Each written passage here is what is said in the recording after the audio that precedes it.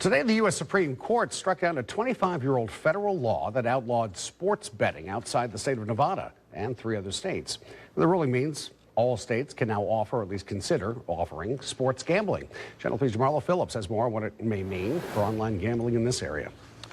Bob, the decision to allow sports gambling is now left up to state lawmakers to decide whether they will allow it or not.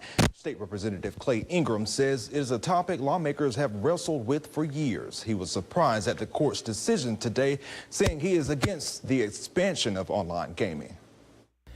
The court's decision to legalize sports betting at casinos and racetracks across the country came to a final end on Monday.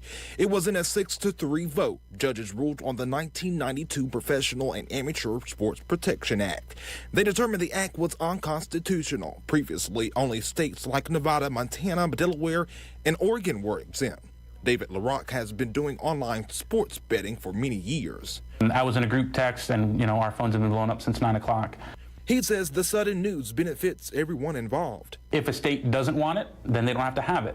But who wouldn't want to tax something and make money off of it? Lawmakers in each state will need to make the decision to allow it or not.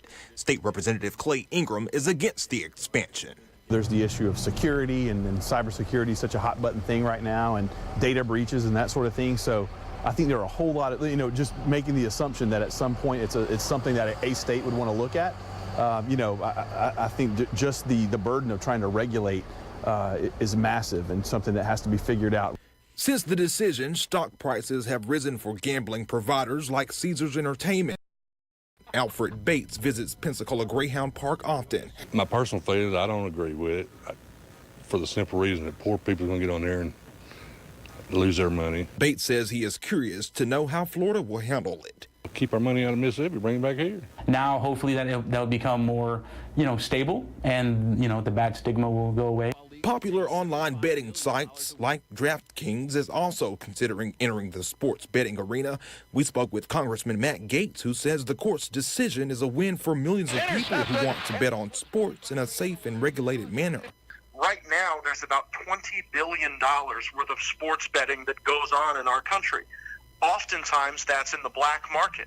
That's not taxed, that's not regulated, and it's a sort of a seedy underbelly of the gaming industry. So to bring that into a legitimate, modern dynamic, I think will certainly be helpful, not to have it just going on in the black market. State Representative Clay Ingram believed there are more questions than answers at this point. I think it's something that would have to be thoughtfully decided. Senator Doug Broxson says he is also not in favor of expanding online sports betting. He is expecting a debate between lawmakers in South Florida and North Florida. He says people in South Florida are more pro-gambling. Reporting here in the studio, Jamarla Phillips, Channel 3 News.